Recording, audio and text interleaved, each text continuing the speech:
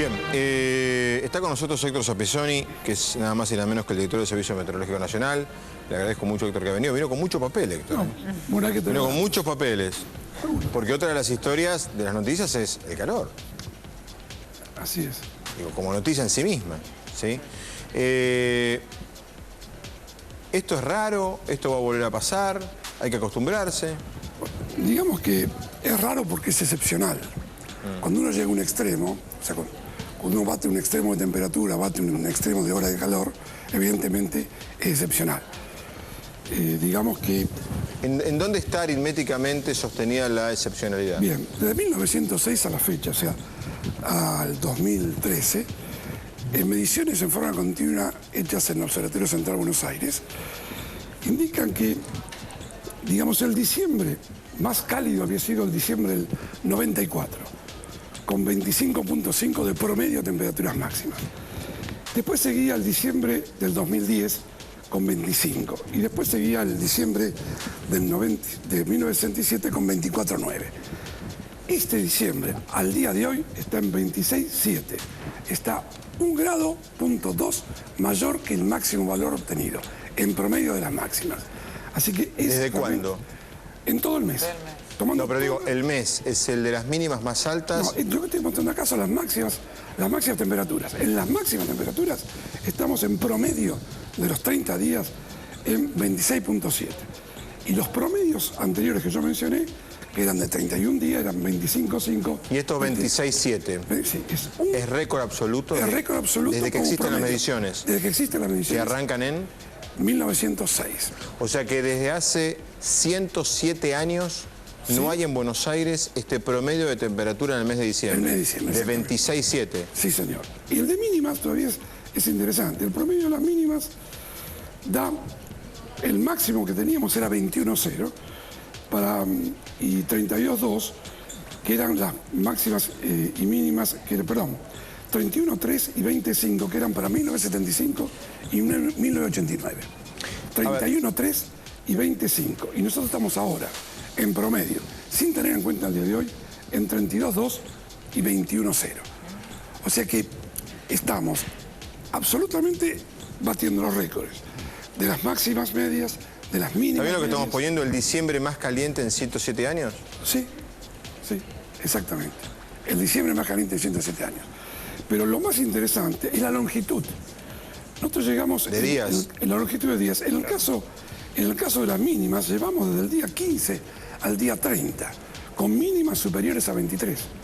Y en el caso de máximas, estábamos desde el día 13 en adelante. Pero se quedó corto un día que hubo 31, 35 y 32, que fueron 19, 20, 21. Si no, sería igualmente con todo esto, si uno toma del día 22. Ahora estamos en 8 días. Y como ya hoy fue más de 36, ya es récord también en longitud de máximas. O sea, es récord en las máximas, en las medias y en las mínimas. Y en cantidad de días. Es récord por donde uno lo quiere buscar. Ahora, todo esto también, digamos que también aparece no solamente en Capital, sino que también se encuentran en General Pico, La Plata, Bahía Blanca, Rosario, Paraná, Coronel Suárez, Tres Arroyos, Chamical, Mendoza, Pehuajó, entre otras. O sea, es todo el centro del país. ¿Y esto hasta cuánto dura? Bueno, el límite de esto, digamos, en la zona central, va a ser el día del jueves al viernes. O sea, miércoles al jueves, si queremos, del 1 al 2, ya vamos a tener temperaturas de 18 a 28, el día 2 de 18 a 28. Y después ya 14 a 24, el día viernes. Esto es otra historia. Ya es otra historia. ¿Y la lluvia? La lluvia, casualmente, estamos en una masa muy inestable. Y la lluvia se podía haber dado anoche, que no se dio. Sí, le iba a preguntar por eso, porque hay mucha gente enojada con ustedes por lo de la lluvia. Pero cuando uno erra un pronóstico, debe asumirlo. ¿Y por qué se erró el pronóstico? ¿Por qué se erró el pronóstico? Esa lluvia que estábamos preveyendo para Buenos Aires caminó mucho más hacia el norte y pasó de largo. Pasó de largo y nos dejó a nosotros al sur de esta. ¿Pero y cuándo se sabe cuando una lluvia pasa de largo o no? Porque Bueno, a las 5:30 de la tarde ustedes decían que iba a llover y... Claro, pero... Había una alerta. Una alerta. Eso tremendo había. ¿Llovió en algún lado o no? Sí, llovió, llovió en el norte de Buenos Aires, llovió en el sur. ¿Qué llovió? ¿En Pergamino? Sí, pero digamos, yo lo que quiero decir es cuando uno da una lluvia para Capital Federal y Gran Buenos Aires, está hablando para 8 millones de habitantes. Cometer un error ahí es mucho más visible que si yo agarro para Pehuajó. Si bien el error es el mismo, o sea, se siente mucho más. En el caso de hoy era muy clara que la tormenta venía del oeste hacia Buenos Aires y se fue disminuyendo en intensidad y fue a pasar por el sur de Buenos Aires, que fue lo que produjo una baja. Usted sabe, hay un momento que se bajó la temperatura. Héctor, usted sabe que hablamos hace años, sí. Yo al aire, sabe del respeto que le tengo profesional, porque usted es uno de los hombres que más sabe de esto en Argentina. No es el director del servicio meteorológico porque cayó un día de un catre, porque sabe mucho de esto. No fue feliz la comunicación ayer. No solo cerró en el pronóstico. La frase era probabilidad de fuertes lluvias. Sí, a mí probabilidad y fuertes me parecen contradictorios como términos. Tormentas y algunas severas. Severa, digo, tormentas y como algunas contradictorio. ¿Cómo probabilidad y severo? No, porque donde ocurrió hubo alguna severidad, incluso con granizo. Pero yo quiero decir que la masa de aire que estamos sometidos, muy inestable, genera que donde se produzca una actividad puede ser intensa. Esto ocurrió ya en Ezeiza 41 milímetros la semana pasada. Sí, esa lluvia de 25 minutos con muchos milímetros. Y en Capital 0.1.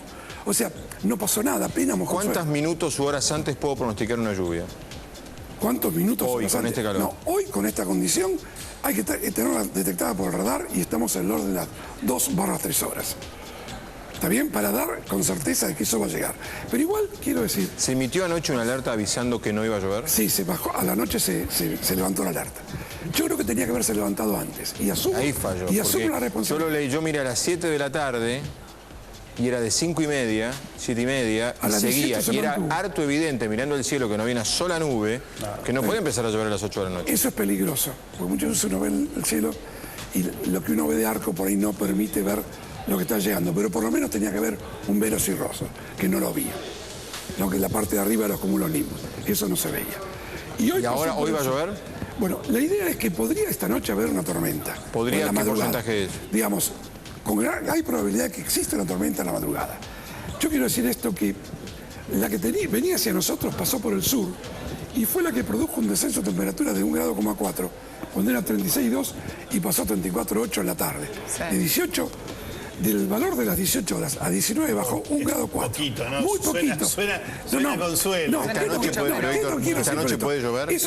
Sí, esta noche puede llover. Sí. ¿Y va a cambiar la temperatura o va a ser peor? No, yo lo que quiero decir es que una lluvia de esa no cambia la temperatura. Puede hacer en un momento dado descender la temperatura 1 o 2 grados.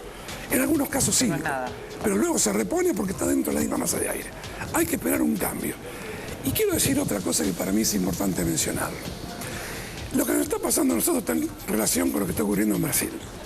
En Brasil hubo un exceso de lluvias notable que produjo... Hay muertos por inundaciones. Claro. Eso se produce porque hay tremendo ascenso en Brasil, divergencia en altura y compresión sobre nosotros. Porque no hemos tenido viento norte para explicar la llegada del viento norte, el aumento de temperaturas. Lo que hemos tenido fue compresión de la masa de aire.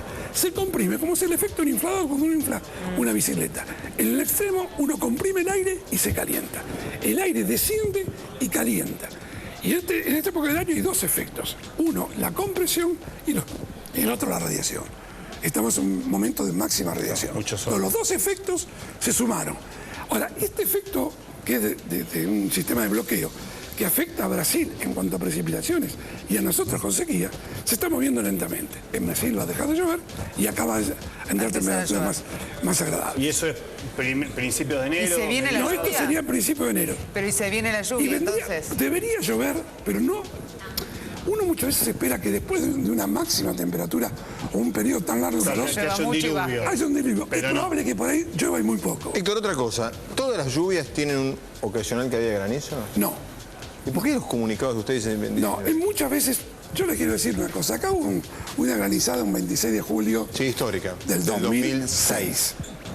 Esa granizada, de alguna manera, impactó, porque si uno veía lo que tenía en el radar en ese momento, no podía pensar que caía ese tipo de granizo. En este momento estamos trabajando fuertemente en el tema de la medición cuando hay granizo en la nube.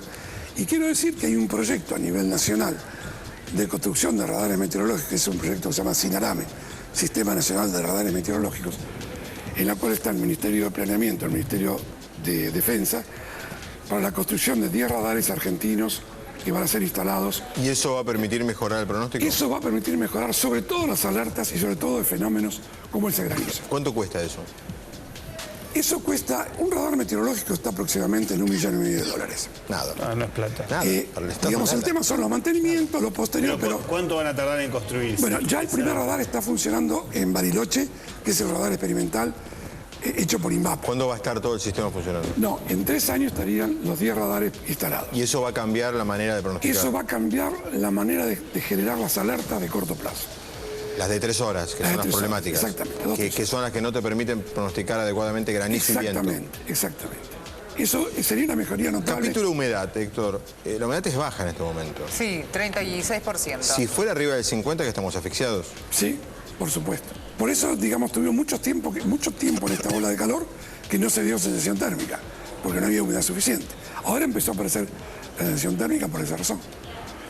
Yo quiero decir que la humedad es fundamental, es el combustible de todo esto. Si uno tiene humedad en una capa de 1.500, 2.000 metros, no va a tener nunca lluvia intensa. La térmica es la mezcla de humedad más viento más temperatura base. La temperatura de... El viento y la humedad te suben la temperatura en verano y el viento te la baja en invierno. En invierno, exactamente. Quiero aclarar que esos son parámetros que están armados de acuerdo a ciudades y a usos y costumbres. Ese parámetro, por ejemplo, la Antártida no funciona. Obvio, está hablando para Buenos Aires. Porque la superficie del cuerpo expuesta al viento mucho menor. ¿Cómo viene la noche de Año Nuevo? Año Nuevo sería el primero. Sí. La noche de Año Nuevo aparentemente deberíamos tener a la tarde temperaturas elevadas, después deberían tener... Como hoy.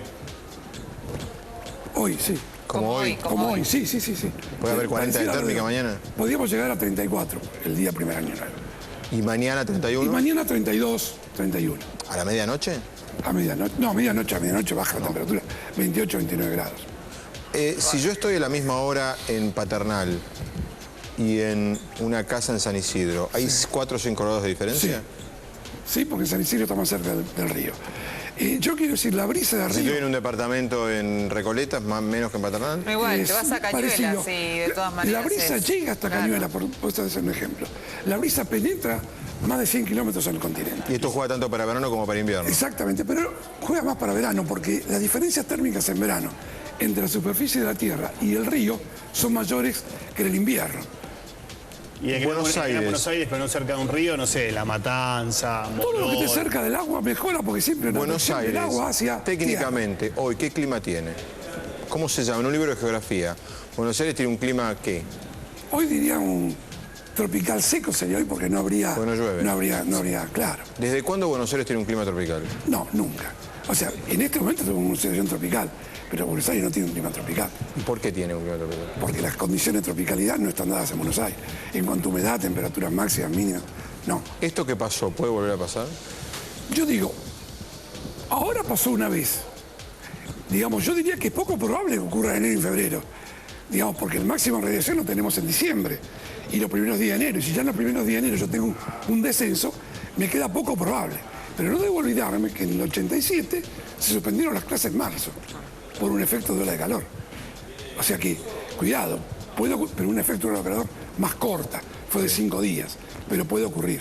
Perfecto.